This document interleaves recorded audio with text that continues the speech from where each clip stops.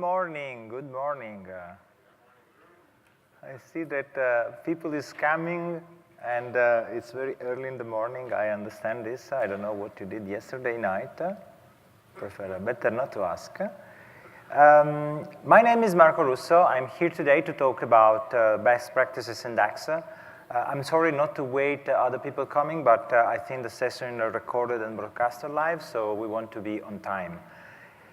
The goal of the session today is to show best practices using DAX. So the purpose is not to teach you new concepts in DAX, but just to remind you what is important to do, and maybe putting some attention on some common mistake, common bad practice that we should avoid to follow, and for this reason we talk about best practices. Remember, silence your cell phones. Let me check mine. This is a good idea, because I went here in a rush, and I'm worried that I didn't silence my phone. Actually, I lost my phone here. So, okay, silence, nice. This is the best demo to silence the phone. So now we I would like to remind you to explore all the resources that PASS has to offer. And very important, remember to provide your evaluation to this session, especially because in terms of content, this evaluation will help the staff to make a decision about the content of the next year too. And maybe also about the timing. You may say, Marco, we would like to see complex sessions, not 8 in the morning, so you will not be here so early. You can see on this slide my references.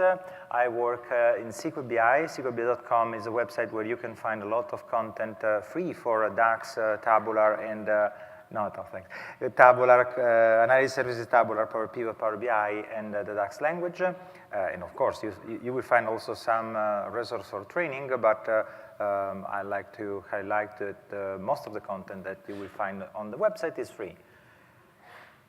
What we're going to do today, we will talk about these 7-8 points that describe what I consider something that you should always pay attention when you write DAX code.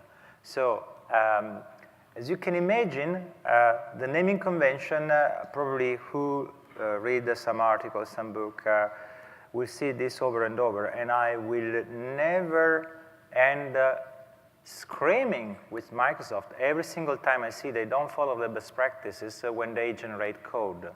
Because the code generated automatically by the tool is what teaches to many people how to write DAX. So this is very important, and I will show you what can happen, why it could be so bad.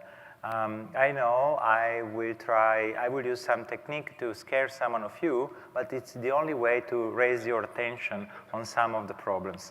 So let's start with the first one. I don't want to read the list. We will see everything. You will also see that across the slide, you will see articles, link to articles or to other resources, because several times we are not presenting something new. I will try, of course, to do some new demo, but the idea is that we are not discovering something new. So the first thing that we have to remember, naming convention. Never, never, ever use table names for measure references. As you see, I use the voice and the tone and the volume to highlight a few concepts. So I think that this is very important. And so when you have a measure reference, you should never use a table name before the name of the measure. And this is very important because in this way I can recognize when I read the code what is a column reference. A column reference is a reference to a column. A measure reference is a reference to a measure. This has some side effect in the DAX code you write. There are two effects. One is about the performance. And Alberto has another session about the performance this morning. So I am there to talk and I said, but this is important. Okay, so I will show what is the second side effect. Wrong numbers. If you don't pay attention to this nice small detail, you may have the problem of producing bad results. And I will show you in a moment what could be this error. And the idea is that when you have to write the code, even if the IntelliSense or the the code that you copied and pasted from some example contains just the name of the column, because, oh, in this context, when you write, for example, a calculated column and you want to reference a column in the same table, you don't have to add the table name, but you could just reference the column. It's close by, so there is no need to rewrite the table name. Doesn't matter. Column reference always include the table name. For the measure reference, you can omit the table name. So let's take a look at the demo. So this is a nice demo where I have my, Contoso database, sales, all the typical stuff where we have sales, product, subcategory, customer, and so on. So I start from this demo where you can see here that I have some data. So I have year and month, sales amount, sales YTD. But these are columns that I already created. So let me remove the sales YTD, sorry, from this visualization. I will remove the sales YTD. So I have only sales amount. And let's take a look at the definition of the sales amount, this one. So we don't like this. We want to rewrite. So let me also remove sales amount. And so we start from scratch. And we create our new measure because we want to write DAX code. And our DAX code is sales, total sales. We use a different name. So total sales is equal to SumX. SumX is a function, so there is nothing to add here. Then I have to specify a table name. The table name we want to scan is the table sales. So in this case, we could use the single quote or not. As you see, IntelliSense suggests me not to use the single quote, which is fine. Single quotes are required only if we have spaces or other things. At this point, I have to reference two columns, which are quantity and unit price. And I can write quantity this way. No, sorry, I said. I cannot write quantity this way, because quantity is, if you write just quantity, don't open the square bracket. Quantity is a column reference. And IntelliSense in this case, provides me the right suggestion, which is use the table name and the column name, which is fine. Now, I multiply this by the unit price. So unit price, same thing. So unit price is a column reference, okay, I wrote my formula, total sales, okay, done. Then I create something different. So let me, I write this here, and I have my total sales. As usual, I had to fix the format here. By the way, if you have time this morning, go to the clinic and tell them that when do you fix this problem of having to fix the format every time you define a new measure, because you have the infinite number of decimal points that really we don't want to see. But now I want to create a new measure. The new measure is total sales YTD. Now, think about this. There are many ways I can write this formula. And for some strange reason, now I write the formula in using SumX. I don't know why. And I use SumX, and I say, OK, for each row of the sales table, I want to include sales amount. You say, Marco, you have to write sales amount. Sales amount is exactly the, sorry, not sales amount, total sales.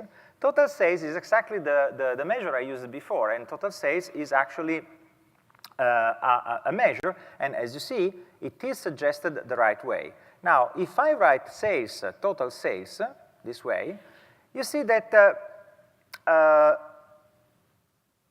Power BI allows me to write the formula this way and highlight the measure reference in a purple color, but of course I can still see sales. Now, if I read this formula from this distance, and maybe I don't recognize the color correctly, I could think that this is a column reference. So I'm iterating the sales column, and for each row of the sales table, I am evaluating a column total sales.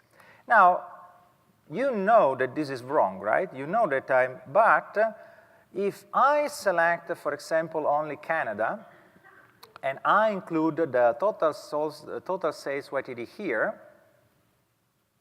here we go. Let me fix, as usual, this format. Oh, this is incredible.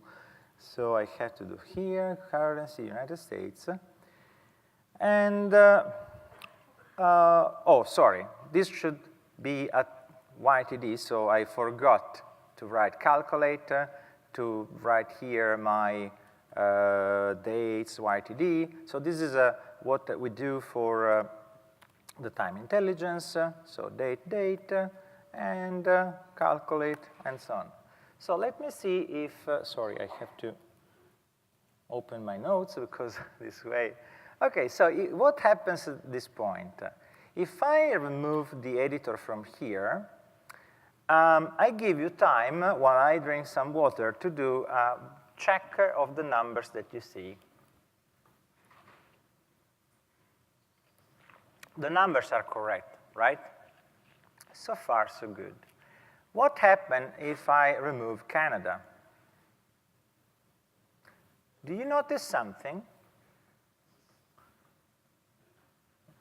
Come on, 8 in the morning, raise your hand. What is the problem? Raise your voice.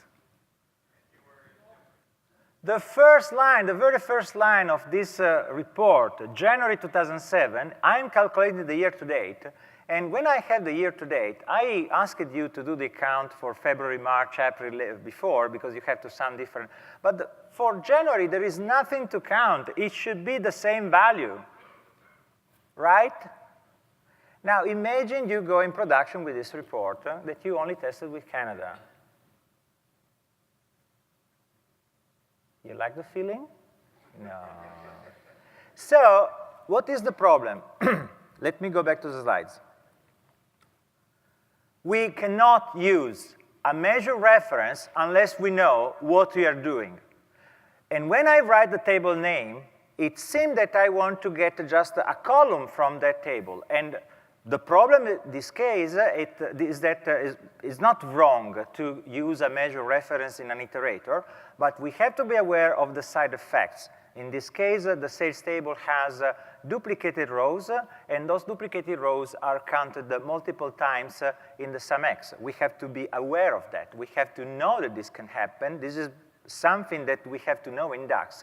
But this mistake can be avoided easily if you follow the first best practice. So please, never, ever, ever, ever use the table name before a measure reference, and always use the table name before a column reference. This way, your code is easier to read, and you hopefully will avoid mistakes like this one. Not to mention that there is a performance issue, but as I said, Alberto, this is the area of Alberto today, so I don't want to enter into the performance discussion. But there is a big performance issue in the previous expression. The second example, the second best practice I want to talk about is the one about variables. Variables are very important, and the big regret I and Alberto have for the purple book, the book about DAX, the definitive guide to DAX we wrote in 2015, we didn't use variable enough. We didn't use variables everywhere to better self-document the code and to teach coding style that actually is better. So we want to fix this, and moving forward, new books, new articles, we always try to use the variable a lot. The variables are a syntax that allows improve the code readability. It allows to write the code in a more procedural way and less in a functional way. DAX is a functional language, but you can write the code in a way that seems like, step-by-step, procedural way, imperative language, or something like that, like M. Okay, M is a functional language, but just because you can see step-by-step and a different name, it seems less a functional language.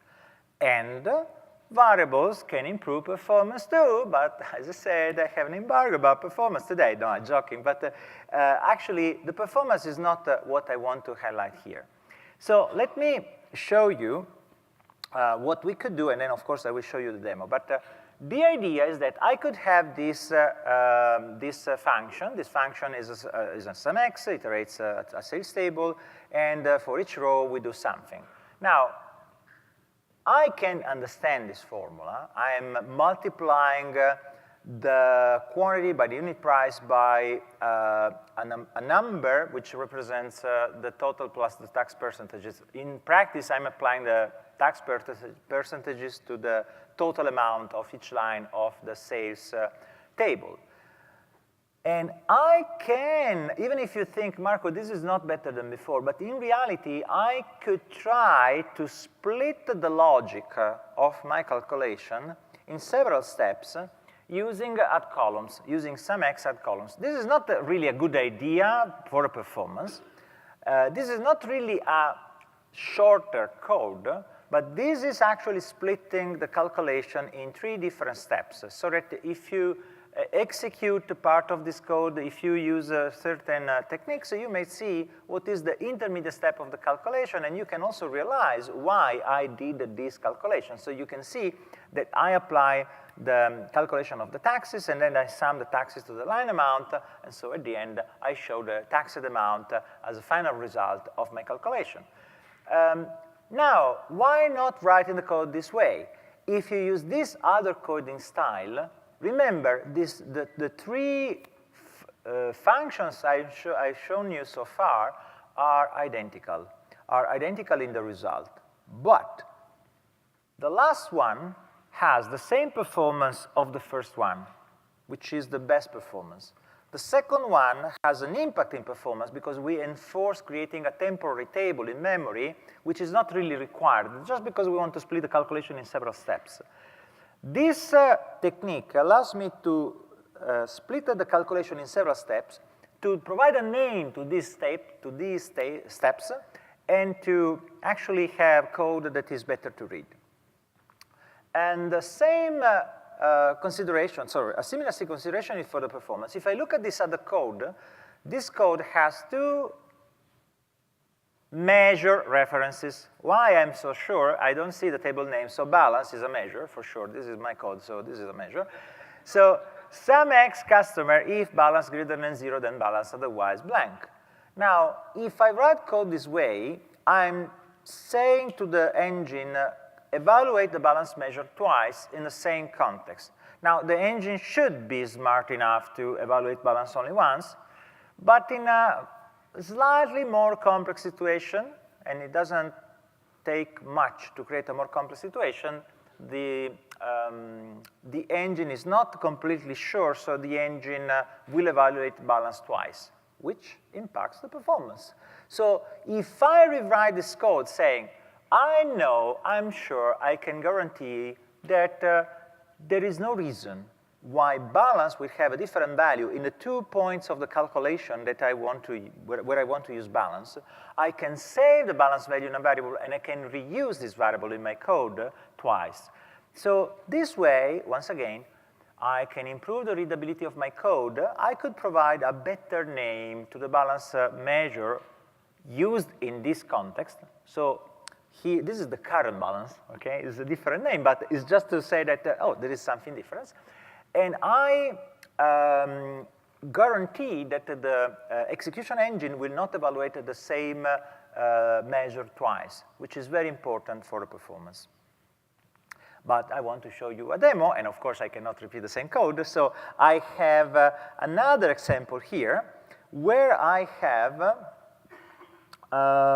net margin. Let me see if I remember this. Oh yes, net margin. I don't remember all the demos. So the net margin is this calculation. No, but this is very easy. I had another one. Table name, customer margin, okay. Well, okay, no, we can just repeat the same example. No, I thought that maybe that I'm confusing with another example I have later, sorry. This is, let me just check if I have this later. No, we can use this one. So this is very, very, very similar to the previous one, so I just recap what we have seen in the slides. I'm sorry, I promised you a different demo, but this is not the case, so I can write var current margin. So as you see, the color of the variable, at least in Power BI, allows you to see something that is a variable in this context. So at this point, I want to evaluate var line amount, which is equal to the current margin, current margin multiplied by 1. No, this, let's say the rate, tax rate. I don't know why this is called margin. Wait a second, sorry. This is another demo. The margin is the one. Margin, customer revenue, customer cost, net margin. I'm sorry. Probably I'm very, very sorry. I probably confused the one demo with another, and I have here a different, because this column is the margin, is the net margin by tax rate, but this is a different demo. Oh yes, this is a demo for another. I made a, sorry. I'm sorry. I was confused by this. Let me open this later, and we will use this for a later demo. But for the variables, I think that the slides was enough. Sorry for this. Oh my God. So third, errors. Errors are good. What does it mean? Errors are good. If I have an error during my calculation, usually I have a bad feeling. There is something wrong with my code. But in reality, when I have a calculation that could provide a wrong number, I want to see the error. I want to see an error with a better description. There is a function that allows me to provide this error name, and this function is called error. And error is much better, or better. The error function actually stops the code, whereas if you use another function that is called if-error is a function that hides an error. So you use if-error if you know how to recover a calculation error. Imagine that you have a number that cannot be, a string that cannot be converted into a number. Imagine that you have something that doesn't work as you expect. So if you know what to do, then if-error is a good way to replace the number with something that you can use in your calculation. But if you don't want to continue the calculation, error is actually something that stops the calculation, stops the evaluation, showing the message that you want. You cannot create a dynamic error. This is the limitation. I will talk about this in a moment. But let's see what is the use of if-error that you could use. If-error is a way to hide the error. And one technique is using if-error, for example, to avoid a division by 0. Now, you can also use a better function, which is divide that you see here in this area. This divide is a function in DAX that implements exactly the patterns that you see here. If you have if-error, if you are using a division by 0, sorry guys, today is not a good day. If I use this function, of course, this will never generate an error because divide already protects from the error, so I have to use a division here. When you have to explain the code. Actually, there is an error possible, which is the fact that I'm using this, okay, values. So this function has two possible problems. One is that I use a division by 0, and this division by 0 can be converted into a divide function. And divide function will return blank in case I'm dividing by 0. However, there is a second possible source of error that will not be intercepted by divide, which is this values. Values is a function that could generate an error. And the error is, I have more than one unit price. You may try to execute this, this function in a context where you have the measured sales amount, but you don't have a single product selected. It could be a pivot table, you are in the grand total or in a subtotal, and you have multiple prices. When this happens, you have an error, because this generates an error, and you cannot control this error. Now, if you use selected value is a technique that hides this error and replaces the multiple selection of unit price with a blank, producing a division by 0 that will be hidden by divide.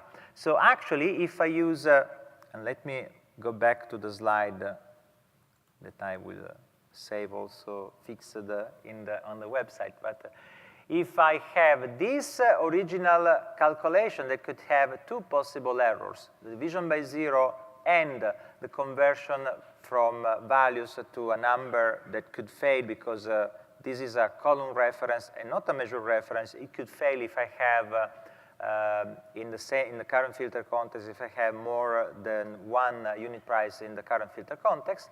Divide is actually hiding the error. So this is what I obtain in this case. But I could use, OK, I could rewrite this before, but this is maybe the case where I am safe doing this. But let's see another example.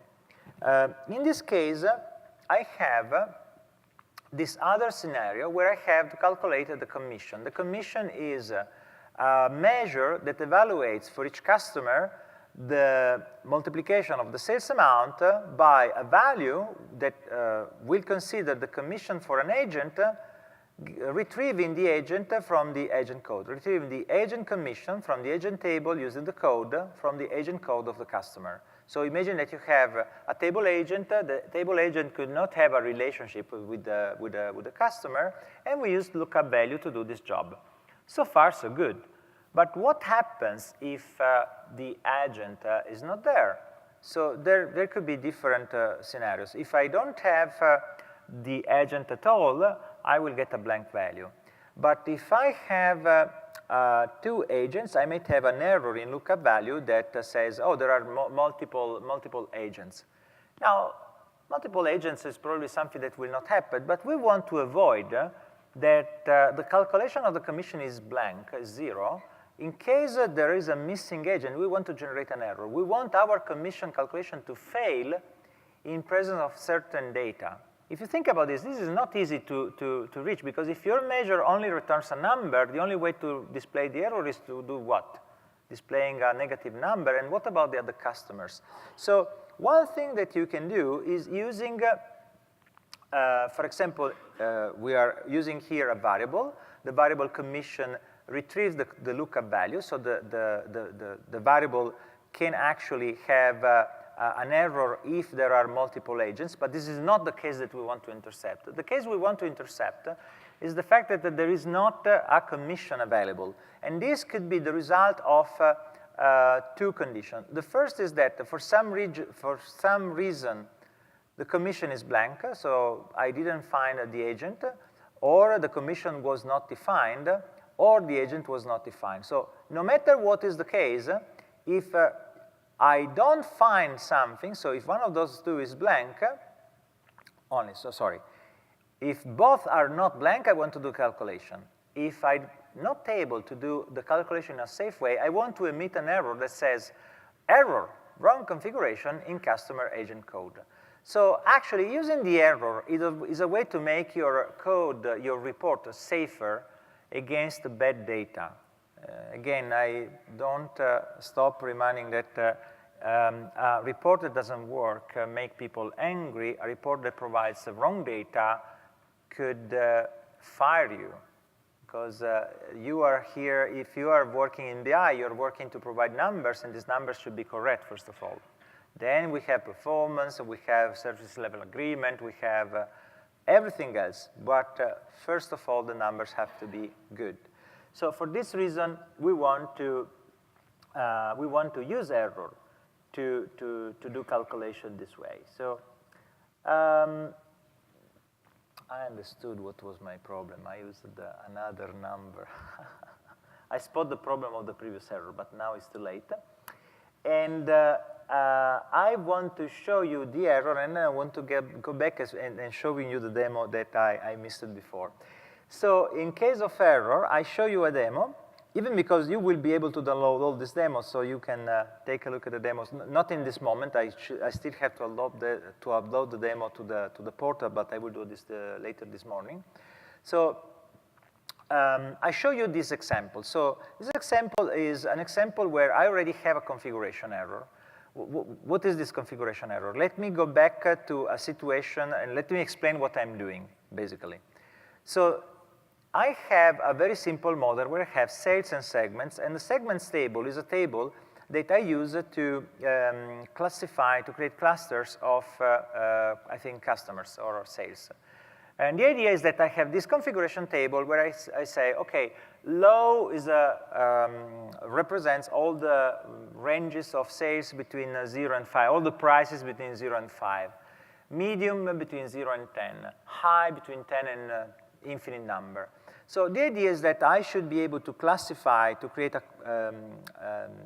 a segment for each transaction. But for each transaction, I should find one and only one segment. This is my rule, my business rule.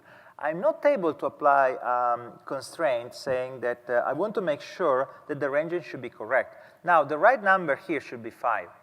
Okay? But what I did is I made a mistake. So if I use 5, let me show you. If I use 5 and I click OK and I go back, you will see that my report shows here on the left that my sales are, the value of the sales for the products that have low cost is 13, and for high cost is 14 and 90. And this is just working. Okay? Now, if I change the ranges, I could change where each what is the amount of each segment, but the idea and my focus is to just show you that if I have an error in the segment's configuration, instead of counting the same value twice, which will produce a bad report, I want to show the error. And as soon as I created the table this way, you will see that I have here config error, because why this is happening? Let's take a look at the code that I'm using to create this calculated column. This calculated column, segment name, is written this way. So I retrieve the value from the table segments based on the value of the sales. So for each transaction, I want to evaluate the column sales value in current value. I will replicate this twice, so I use the variable several times. And if there is an error, I want to provide this string as a result, okay? So in this case, I'm not using the error statement. I don't need to generate an error to block everything, but this is another case where I want to stop the evaluation, this case by intercepting the error and replacing the segment name with a name that highlights to the user that there is an error. So please note that if I use the error, so if I do something like this, instead of continuing generating the report, I will do this. Yeah, error cannot be used here. How can I explain? Because I need to use a string, so I cannot use this within. I don't like this. I don't like this. So I should use a different technique. I should use a count rows. It would be too long. So let me keep it this way. We could create another function, another variable, another function, and I could check whether the string is configured, then generate error. But usually, generating the error in a calculated column is not always something that we need to do. Just to show you why, imagine that I write this, error, and I write my error. So I'm just saying every row generates an error. And as you see, this is the code that I see. So in practice, I'm saying this calculated column always generates an error. This is not my intention. My intention is to display the error only in case of a need. And usually, I use error more in the measures rather than in the columns. But even in the columns, I try to stop the propagation of numbers that could be not good. So I promised to go back to a demo that I skipped, sorry, because duplicated names was another way to see the problem of a misuse of the naming convention. In this case, the problem was that, I completely forgot this demo. This demo shows you something that you should not be able to do. Look at this code. Look at the names that we have in this table. So I rolled it back to the first best practice. The first best practice is naming convention. There is one rule in DAX. You cannot have two columns, sorry, we cannot have two measures with the same name. And you cannot have a measure that has the same name of an existing column. You can have the same column name in different tables. But wait a minute. This model is violating this rule because the measure margin has the same name of the column margin, okay? This should be impossible. This is actually a bug in Power BI, okay? Whatever Microsoft will tell me, this is a bug. For those people who design DAX, this should not be possible. Okay? Just to make sure. So the problem is that you can create this situation if you create a calculated table or a calculated column with a name using a column name of an existing measure. If you do the same in Power Pivot or in Analysis Services, the new column is automatically renamed. So you are not able to do that. This is possible only in Power BI. Now, with this happen, unfortunately, we have the situation where if you want to use the column margin, and this is the reason why I have this. In this example, it makes a difference to use margin, sales margin, or countries margin. Because if I write this syntax this way, margin is the column margin of the table countries, because in the table countries, there is a column called margin. You see here, countries margin. So by default, because this is a column reference, sorry, because there is a column called this way in this table, even if I'm using the best practice of the measure reference, unfortunately, this is a column reference. So this is the only single exception to the rule that is caused by a bug of Power BI, and I have to write countries margin. If I use sales margin. If I use countries margin, it is the same. Let me show you. No differences. You see that the result of net margin is the same. What I want to do, I want to use sales, no, what is the name? Customers margin, which is a measure. And you see that now you see the purple color because I wrote the table name. So and you see that now margin, the measure margin has a value and net margin has been used in this calculation. Now, this is a side case. I never seen a single case from a customer of this problem, but I know that this problem exists because writing books, you try all the crazy stuff. And we found this, and actually, as you know, there is one problem: compatibility with existing models. There could be some model that rely on this behavior. So this is the problem. That said, my feeling is that moving forward, creating new models using the column name that as a name of an existing measure or creating a measure of an existing column should be forbidden. If you try to create a measure of that has the same name of an existing column, for example, if I go in customers and I create here country equal to 22, okay, so I'm creating a measure called country in the customers table, this is not allowed because there is already a name used in another column, okay? So this is not possible. But what it is possible, if I have my measure here called, let's call this measure ABCD equal 24, okay? So I have a measure here that is called ABCD. What you can do is creating a new column called ABCD equal to 1, 2, 3, 4, 5, 6. This should be stopped. Stop this, please, stop this. Okay, we have to open a page on change.org, stop this. This should not be allowed.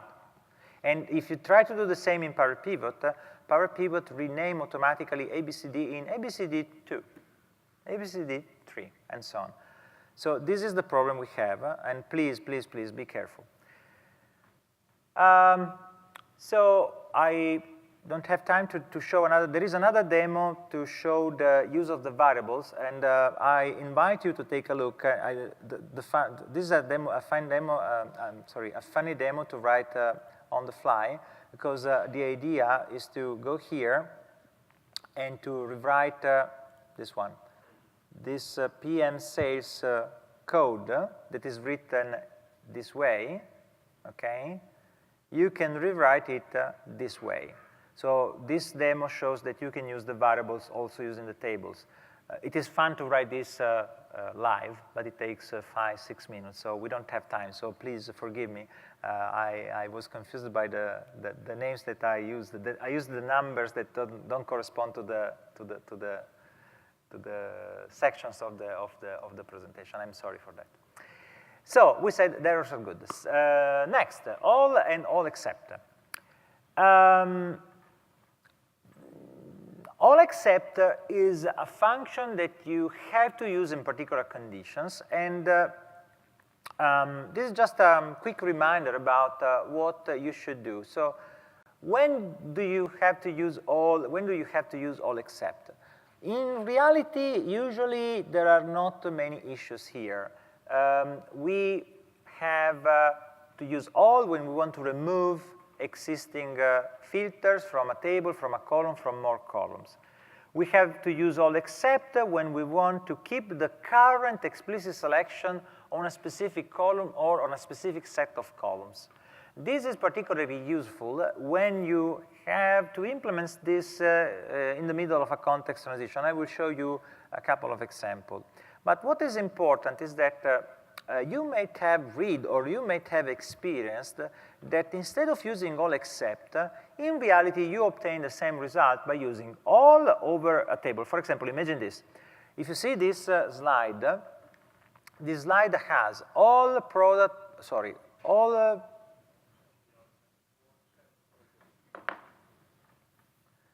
this is a bad quality presentation. I will provide bad evaluation to this speaker.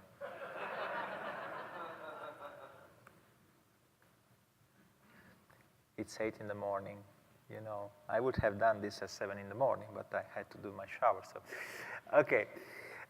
All except product color is a syntax that removes the filter from all the columns of the table but product color. But the product table will get all the filters removed.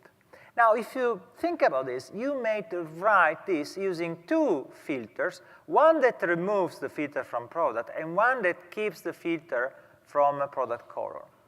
Now, in reality, these two syntaxes are different, because the first syntax only keeps a filter over product color if there is a filter over product color.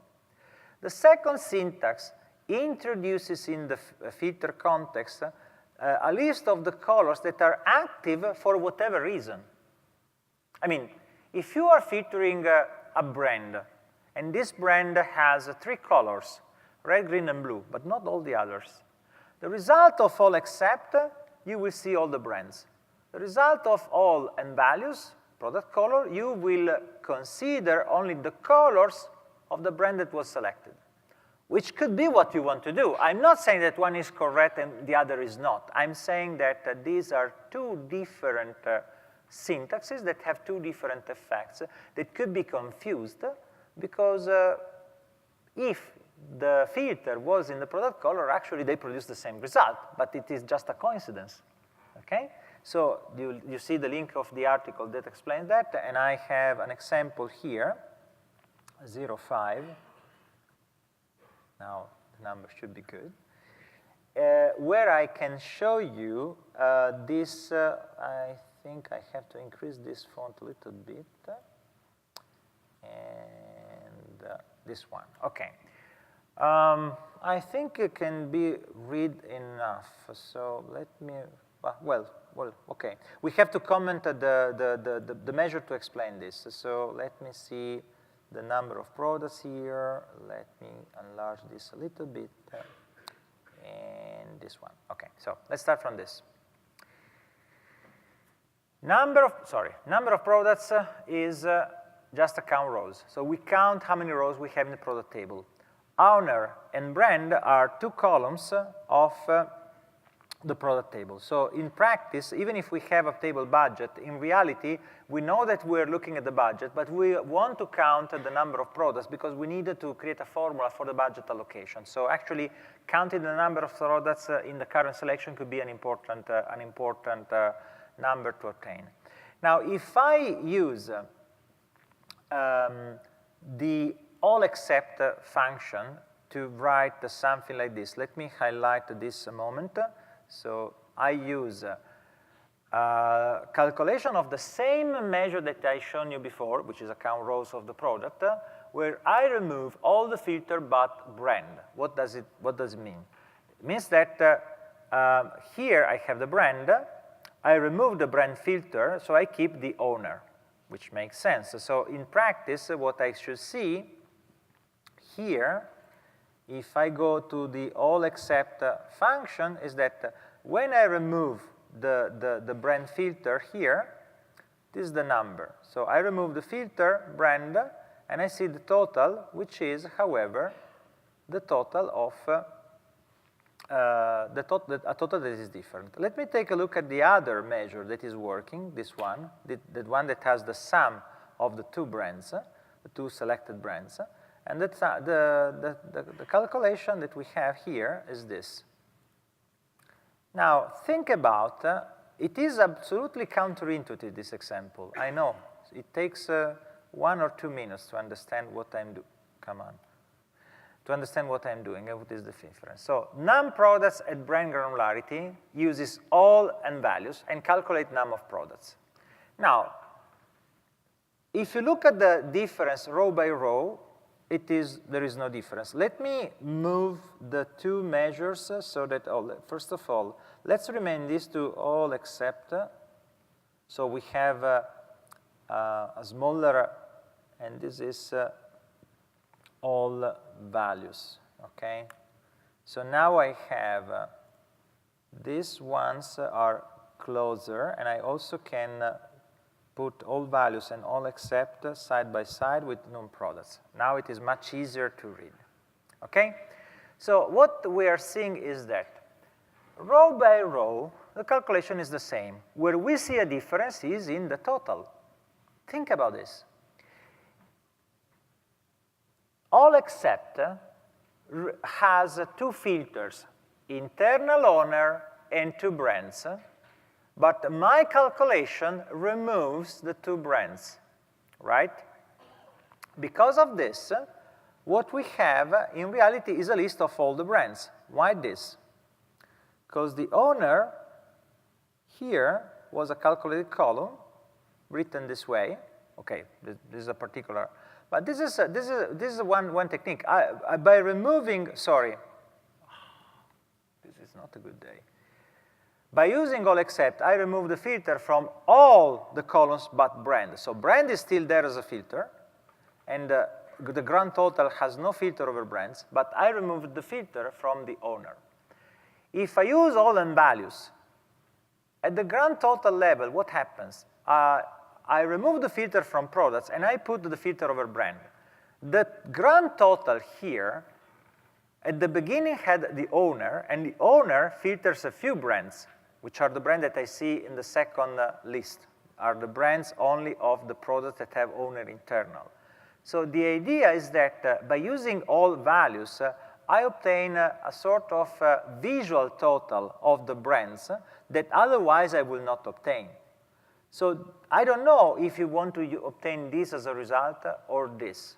But for example, in this report, this is the number that makes sense for me. And if I'm using the brand as an allocation of a budget defined at the owner level, I probably want to divide my number by 842 and then multiply it by the number of the products in each brand, rather than dividing the budget by 2,500 and then multiply that by the two numbers because the total will not match. And the alternative is to create a less efficient calculation that iterates over all the brands and sum the brands, but this will be more expensive in DAX.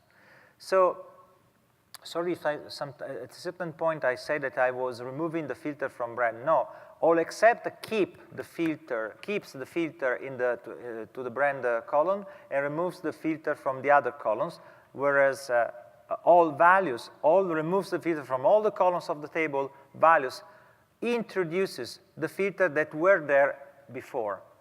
And that filter includes the list of all the brands of the current other set of filters, filtered by the other filters too. Okay? So this is all versus all except. Bidirectional filters. This is not actually, well, actually is a half and half, because bidirectional filters can be obtained in two ways. You can create a bidirectional filter by enabling a bidirectional filter in the data model. So it is applied for any kind of calculation.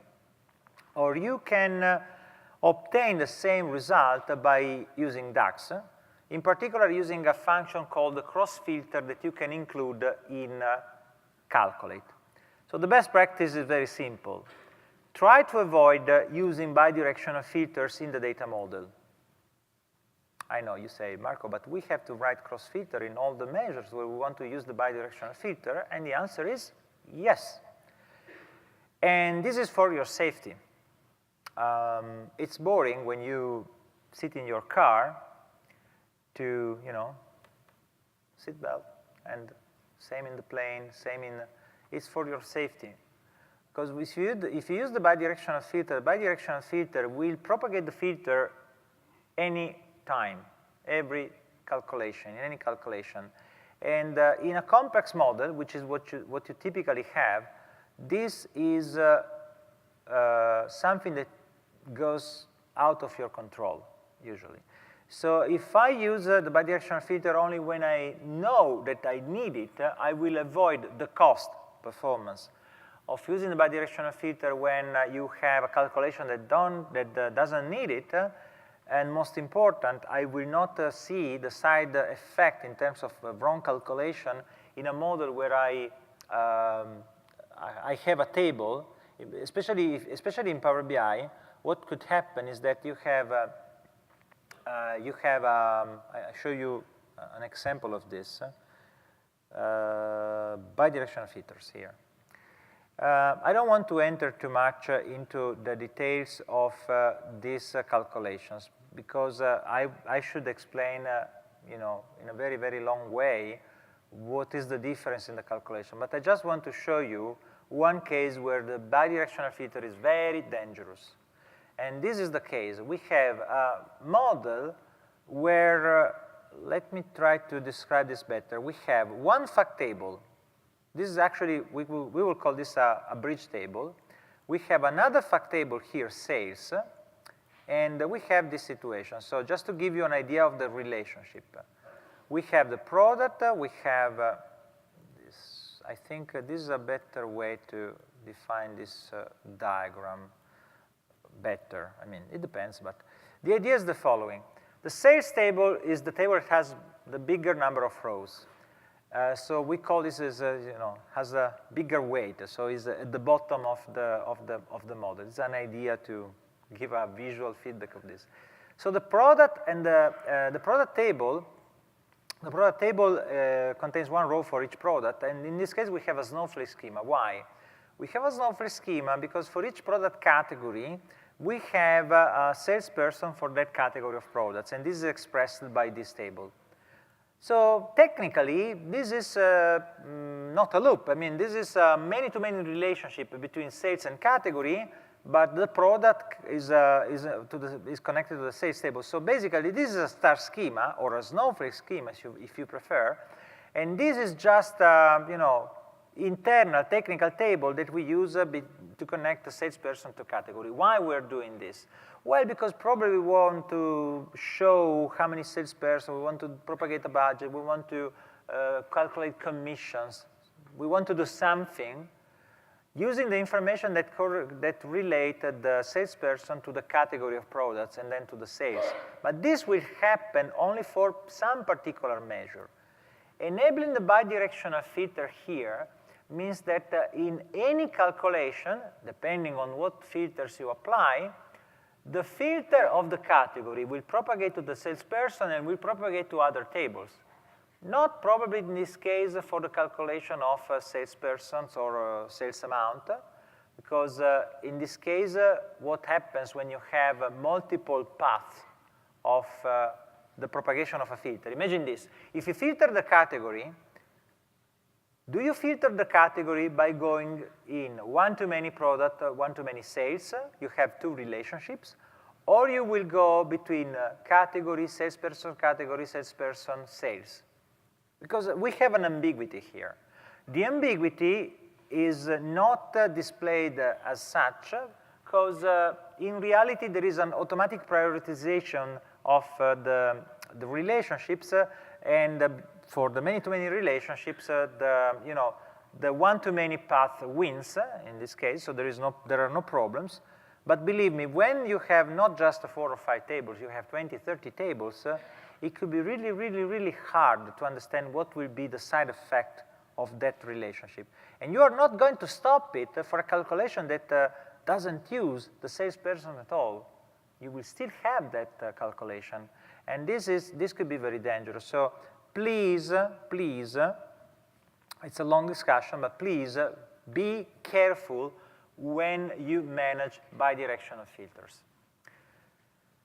Now, I lied a little bit at the beginning because I said that I would not have used the discussion about the performance, but in reality there is one thing that is very related to the first example that we made, which is the context transition.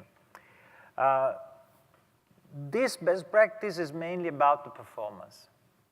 Avoid context transition in large iterations. The context transition is when you call a measure in an iterator.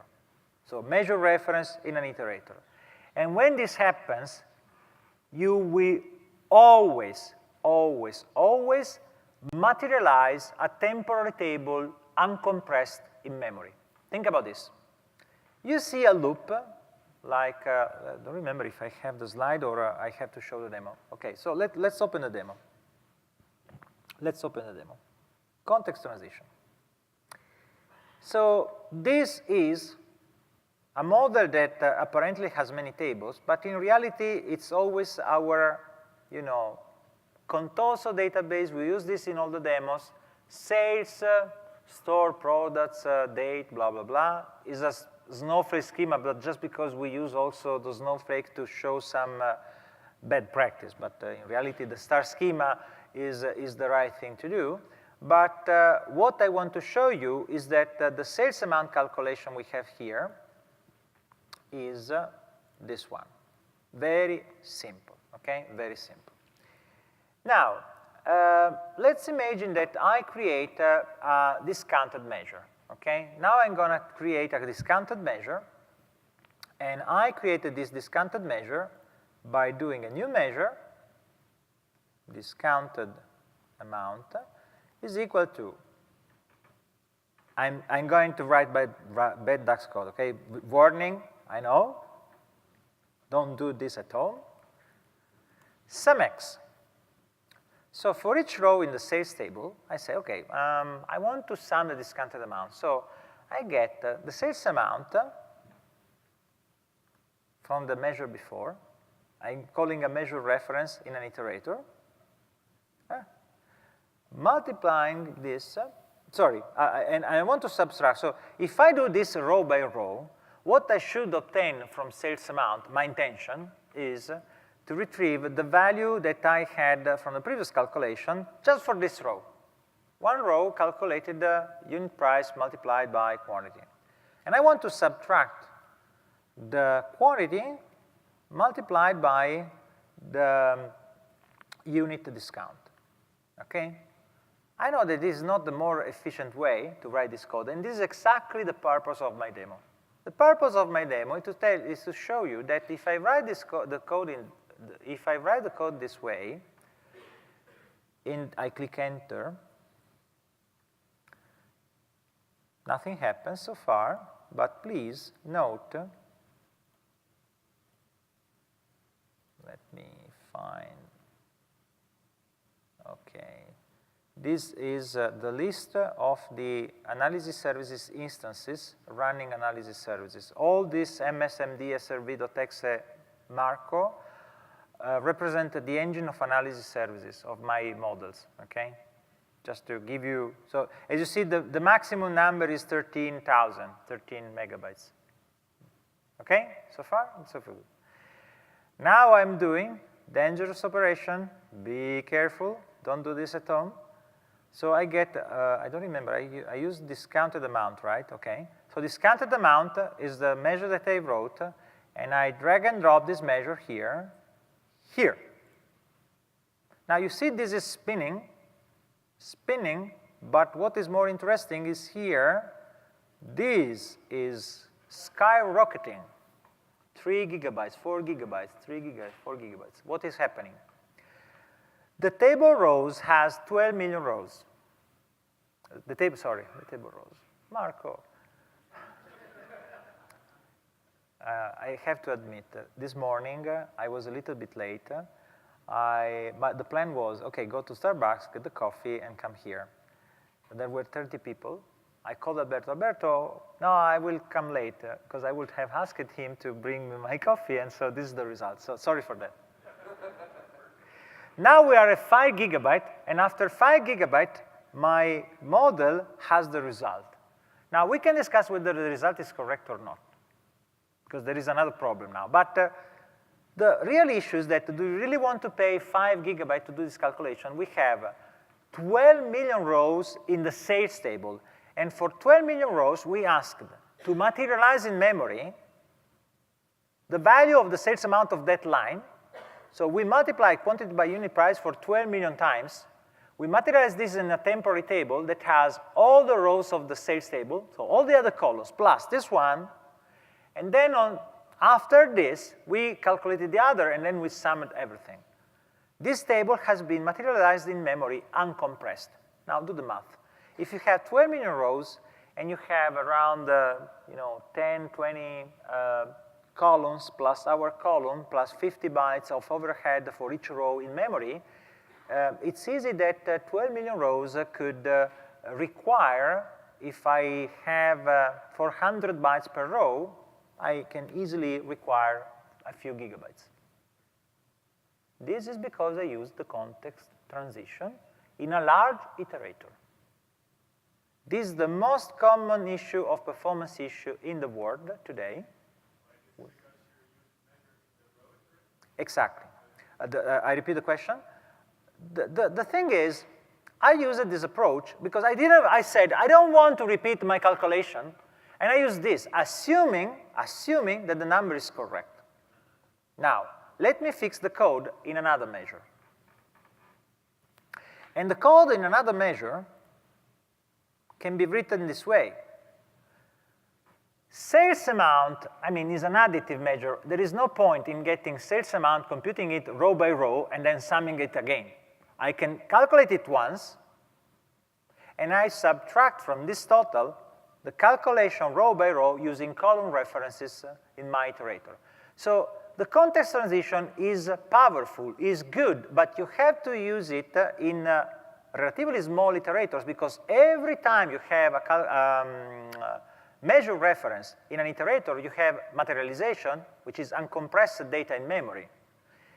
And if you do this in a 12 million rows table, which is not a big table for Power BI, this is big in the calculation.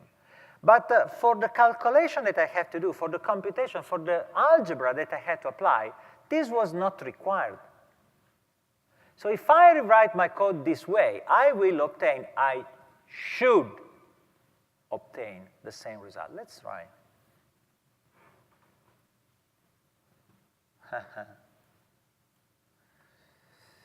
Now, the reason why I'm waiting so much is because we are computing the scattered amount again, okay? And I need to do this because I want to show you the number side by side. I want to show you whether the number is the same or not. And the number is the same. But it is the same only because we are lucky. Why we are lucky? We don't have in this table 2 rows that are identical in the sales table, because otherwise the context transition would have computed those rows twice. For example, if you go here in the sales table and you remove well, we should remove a number of columns, but basically if we remove if we remove the order number and the line number, so if I remove this column, this column, and this other column, and order number. Now, in 12 million rows, maybe I have 2 transactions of the same product made by the same customer in the same day. And at that point, the context transition will consider those rows twice, because the context transition sums, not the row, the context transition applies, transforms the current row into an equivalent filter context. But if you have 2 rows that are identical for all the columns, they will be counted twice. And this is what could generate that small difference that we have seen in the first demo this morning. But in the first demo this morning, I had a very small number of rows, and this problem was much bigger. I didn't explain that because I wanted to save time, but this is what happens. Now, I'm not sure about what will happen now, but yes, we have the problem. Look at this. No, this is just rounding. This is just rounding. No, probably I should remove more columns. However, what I want to show you is that if I remove discounted amount, this calculation is very fast. And you say, Marco, this is the cache of Power BI, and product brand here, not true, because anytime I change this, remember, scanning 12 million rows is fast.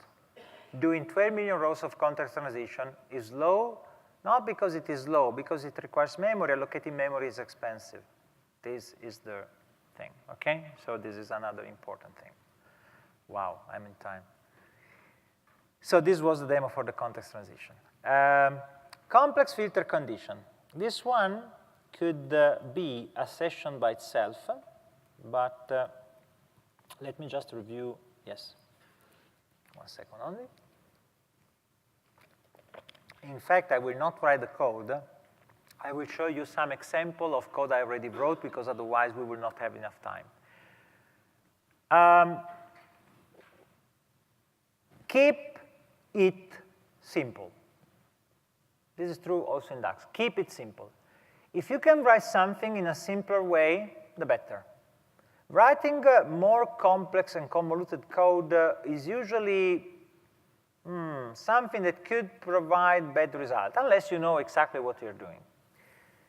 So what does it mean, keep it simple? It means that DAX is good when it has to manage simple conditions.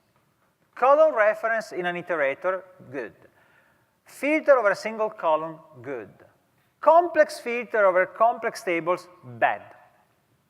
You say, Marco, what we need to write a complex filter, what we do? Okay, we can try to do some optimization. So let me show you a few techniques. You see here in the slide a few statements, but in order to explain the statements, it is simpler to show you some examples. So I go to the last demo, which is this. And I think I can highlight this just to show you this. So you can see here that we have a few calculations like only low summarize, only low table filter. You see that especially only low summarize, low table filter, these are calculations providing the same result, whereas always low is another filter. Now we see the filter, but I wanted to show you that I will show you different techniques to write the same filter producing the same result. So we know that the results are the same. So now let's take a look at the filters. So let's start with the always calculation. So always red, this one, and let me comment this. I want to show sales amount of red colors, always red. What does it mean? It means that if I go to the other example here, this one, in this example, we have one color for each row, but always red overrides the current color selection with red. It's always red. I see the total of red. In fact, the number that you see here for the red color, here, why 2? Because I have the zoom. No, okay, so I have to use only one. So the number that you see here, red, is repeated in all the rows, okay? Now, let's see another implementation of this, which is always red filter. When you write the predicate, products color equal to red, products color equal to red is just a predicate that says, I want to filter only the red color, but in reality, internally, you are writing a filter that is exactly what you see there. So this syntax is identical to the previous one. Of course, I prefer this. I prefer to write only products color equal to red, because this way I see this is easier to read. But internally, I know I'm writing a table with one column. Remember, I know, it's the same thing. Now, why we want to know this? Because imagine that instead of obtaining this result, repeating the number across all the colors, I want to apply a filter red that does not override but intersects the existing filter. So instead of using all, I can use values, and so I can use only red. So I have a definition of only red that I'm finding here, that I can write. Sorry, not this way. Okay, so let me use this one. So let me create a new measure. I thought I had this one, but new measure. And I can write this way. I can write this using values, okay? So using values instead of all, always red filter, which becomes only red, you're right, only red filter 1, because probably there is another one. So only red filter 1 is a calculation that is identical to the others that only show the value red when there is already a red color, okay? However, instead of using this technique, usually now we prefer to use this technique. Oops, sorry. I moved the column in the right place, this one. And this technique is written this way. So I use the filter all, but I use keep filters. Which means that in reality, if I want to keep the existing filter, I can use this. So I can use a single column filter using this technique. And it is absolutely the same. Now, for a single column filter, the idea is always use the predicate, use keep filters if you want to obtain the result that you would obtain using filter values instead of filter all, because you write a smaller amount of code. But what if we have a more complex filter with multiple columns? If you have filters that can be put in an AND condition, you can simply write multiple statements. But if you have the condition, for example, low, that I have here, this is a condition where I want to express a condition over 2 columns. So instead of writing, let me see if I have the version with a table filter. So instead of writing this is the table that we see more commonly. filter products table where products cost less than 5 or list price less than 10.